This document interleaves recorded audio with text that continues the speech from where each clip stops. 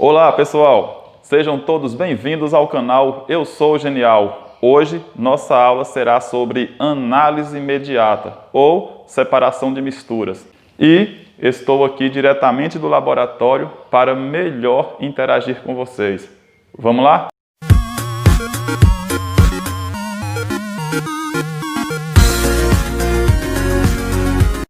Como um primeiro método, trago para vocês aqui a separação da água e o óleo.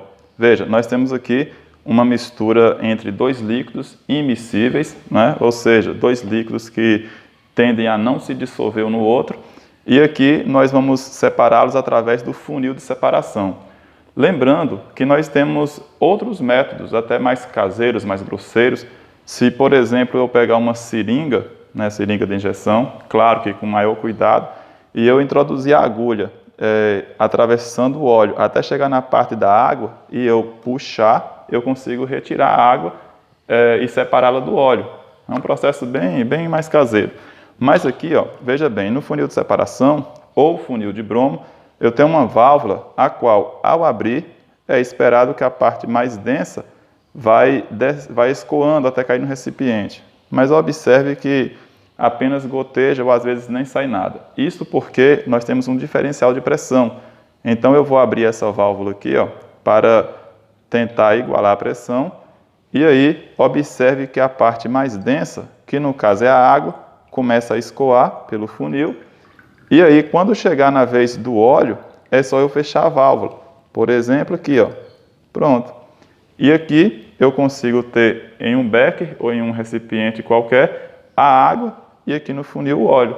É um método bem tradicional e assim conseguimos separar líquidos immiscíveis, ou seja, um sistema heterogêneo entre líquido e líquido, eu posso separar através da decantação ou funil de bromo. Agora, um outro processo que eu também posso utilizar o suporte universal é a filtração. Aqui, ó, eu tenho um papel de filtro, eu posso usar um método aqui bem tradicional, que é pegar o papel de filtro, dobrar no meio e fazer mais uma outra dobrinha. E aqui, ó, eu tenho um formato de um funil. Olha, aí eu vou posicionar o papel de filtro aqui, lembrando que esse funil, ele tem alguns sulcos, que é para aderir melhor ao papel de filtro. Então, aqui eu tenho outro instrumento que é chamado de Erlenmeyer. E aqui, galera, veja bem, eu vou colocar o material a ser filtrado. No caso aqui, pessoal, eu tenho água com terra. Perceba que essa terra tem outro componente, tem sal, que acabou caindo aqui na terra. Então, eu tinha dois sólidos, terra e sal. E aí eu uso um método chamado dissolução fracionada. Para isso, eu coloco água, daí o nome dissolução.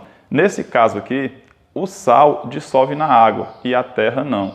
Então, eu já tenho aqui um bom ponto de partida. O sal dissolveu na água, a terra não. Então eu vou colocar aqui agora no filtro, vou usar aqui um bastão de vidro para facilitar o escoamento. Observe que ao passo que o líquido vai escoando, o papel começa a filtrar. Mas veja, galera, esse processo aqui é um processo bem mais demorado. Se por acaso eu quisesse acelerar essa filtração, eu teria que usar uma filtração especial, que é chamada filtração a vácuo, na qual ocorre também um diferencial de pressão, intensificando a pressão que está na parte superior e assim aceleraria a filtração. Observe que eu já tenho aqui, ó, a parte mais densa, que ficou aqui no recipiente, já facilita bastante.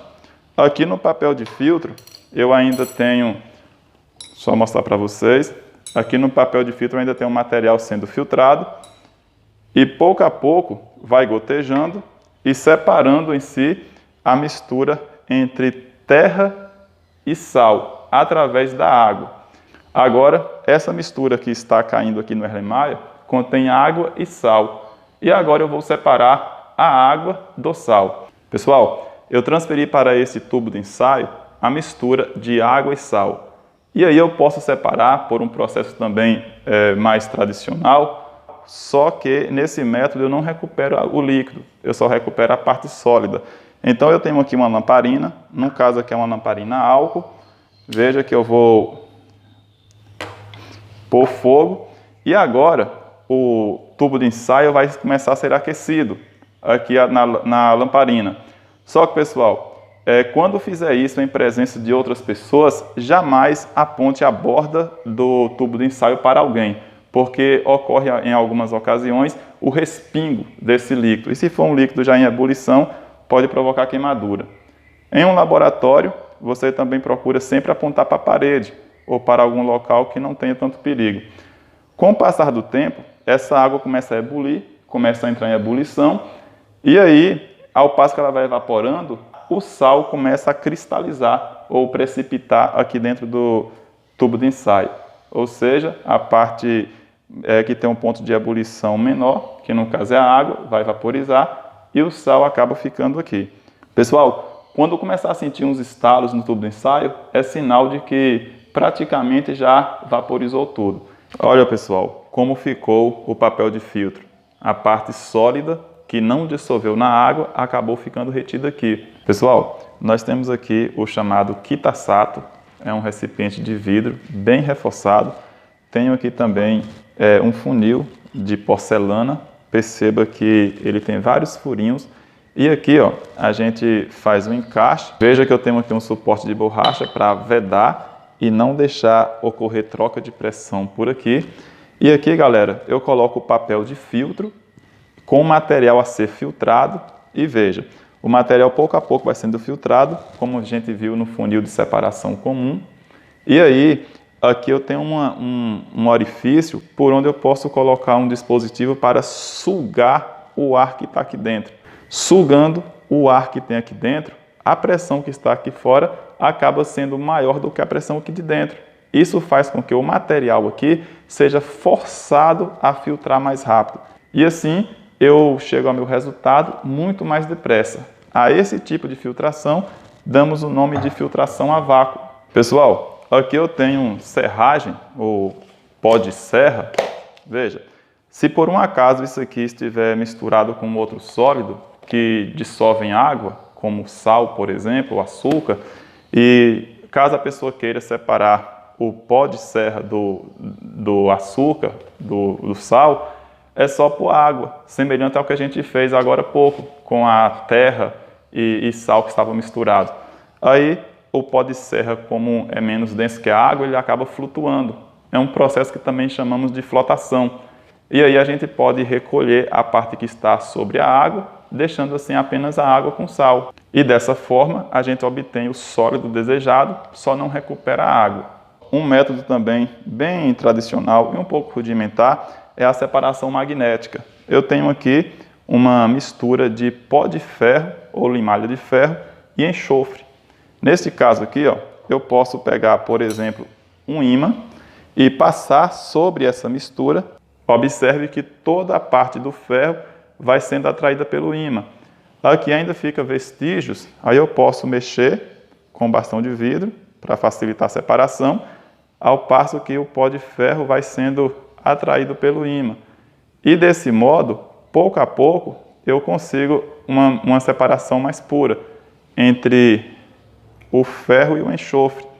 Veja que esse processo não é um processo 100% eficaz, mas já consegue perceber a diferença entre o enxofre e o pó de ferro. Eu tenho aqui um destilador, onde a gente pode fazer destilação simples, só não pode fazer a destilação fracionada, que é um método um pouco mais sofisticado. Esse destilador não está totalmente montado, então só vou explicar para vocês a teoria, como é que funciona. Aqui nós temos um aquecedor e um balão de fundo redondo. Aqui dentro a gente coloca uma mistura, geralmente é entre um sólido e um líquido que se dissolvem, pois esse método é exclusivo para a separação de misturas homogêneas ou sistemas homogêneos. E aí, dessa mistura, a parte que tem o ponto de ebulição menor começa a evaporar, ao ser aquecido até atingir a temperatura necessária. Por exemplo, se aqui tiver água e sal, quando atingir 100 graus aproximadamente, a água começa a evaporar. E aí a água vai evaporando e por aqui, galera, tem um tubo que é um condensador, onde a água passa por esse tubo, esse filamento aqui do centro. E aqui ao redor entra um jato de água por aqui, uma corrente de água aqui, sai por aqui, geralmente é água fria, onde o vapor da água vai passando aqui no centro, nesse filamento aqui central, e aí a água gelada, que está aqui, a água fria, começa a esfriar esse vapor, e o vapor começa a condensar. Do lado de cá, eu posso colocar um outro anteparo, bloquear aqui a saída, e aqui começa a gotejar a água que passou em estado de vapor. Aqui ela condensa e transforma em líquido novamente. E aí eu posso obter o líquido e a parte sólida que antes estava misturado. Veja que este processo é um processo eficaz, onde eu separo o líquido do sólido e obtenho os dois ao final do experimento. Diferente daquele que eu fiz da dissolução fracionada, onde a gente recupera o sal, mas não recupera a água. A destilação fracionada é um pouco parecida, mas geralmente ela é utilizada para separar misturas homogêneas entre líquido e líquido, que tem um ponto de ebulição mais próximo. Por exemplo, água e álcool. Aí, nesse caso, o álcool que tem um ponto de ebulição menor começa a vaporizar. Entre essas gotículas de álcool que vai vaporizando, ocorre algumas vezes de algumas de água também vaporizar junto. E aí, a destilação fracionada contém alguns obstáculos, onde o vapor do álcool consegue passar e o vapor da água começa a condensar e volta ao estado líquido novamente, sendo que a parte gasosa, a parte do álcool apenas consegue passar. E aí ele condensa e do lado de cá ele transforma em líquido novamente. Aí a gente consegue separar o álcool da água. É importante deixar clara a diferença que a destilação fracionada separa líquidos miscíveis que têm pontos de ebulição próximos. E a destilação simples geralmente separa líquidos de sólido que têm ponto de ebulição distante. Pessoal, em experimentos que requer um maior cuidado, é indispensável o uso de luvas de borracha. É indispensável também o uso de óculos de segurança. Eu posso usar óculos de segurança principalmente se eu ficar por um tempo muito prolongado fazendo aquecimento, pode ter respingos. No caso do experimento que eu fiz vaporizando a água, eu tive mais cuidado, estava sozinho, não requer tanto cuidado assim, mas é de fundamental importância estar com a vestimenta apropriada, que é o jaleco, o guarda-pó, usar óculos de segurança, estar portando luvas, calçar um sapato fechado, estar de calça, de preferência que seja de algodão. No caso de mulheres ou pessoas do cabelo longo, é conveniente que prenda o cabelo, porque ao trabalhar com fogo, tem um risco muito grande de ter algum incidente por conta do cabelo longo. Se estiver usando brinco, procure usar um brinco pequeno, não use brinco de argola, porque vários acidentes ficam mais propícios em situações assim. Pessoal, existem diversos métodos de separação de misturas, desde os mais simples até os mais sofisticados. Uma forma de separação simples é, por exemplo, o fato de alguém catar o feijão, separando os grãos ruins dos grãos bons. A esse processo dá-se o nome de catação.